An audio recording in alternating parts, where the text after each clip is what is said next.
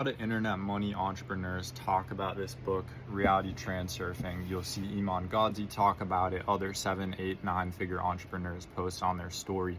And it is pretty hefty. It's 750 pages. So maybe you haven't read it yet or you started reading it and got bored. I'm going to just break down some common points. I've read it 3 times, and every single time it's changed my life. It's helped me make a lot of money, like 7 figures. It's helped me find a lot of alignment in my life and joy.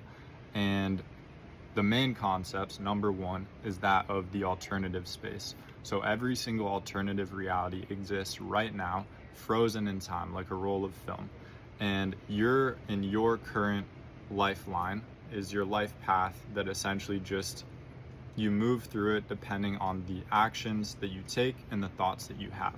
And you can light up different sectors of the alternative space that are frozen in time and make them a reality based on the frequency of your thoughts. For example, if you have lots of pessimistic thoughts, anxious thoughts, thoughts of fear, it's more likely to bring you towards a lifeline that is filled with more of those things popping up. You're scared of this really negative event occurring that may not occur, but you fearing it increases the probability that it does. And the more seated your thoughts are with emotion, the more likely it is to occur. So if you have thoughts full of gratitude and excitement, it'll pull you into lifelines that has more of that. Another thing that can pull you away from your golden vein lifeline, which is like your dream life where everything goes well, is a pendulum, which is an external energy structure born of the human mind. Now, pendulums like completely rule society. You can't live in human society without pendulums.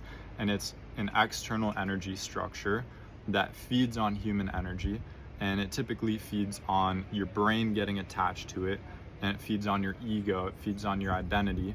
For example, Democrats versus Republicans, or capitalists versus communists, right?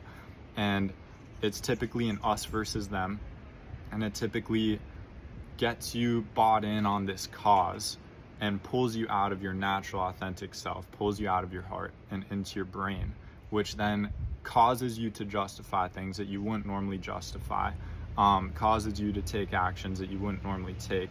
And if you've ever felt like this almost energetic pull to do something, you're in a group of people and you did something that was super unauthentic to yourself, that's an example of a pendulum controlling that group of people. And so to detach from pendulums, you have to drop into your heart and not get over attached to the ego. So those are just like 2 of the main things. If you want more, let me know and I'll post another one.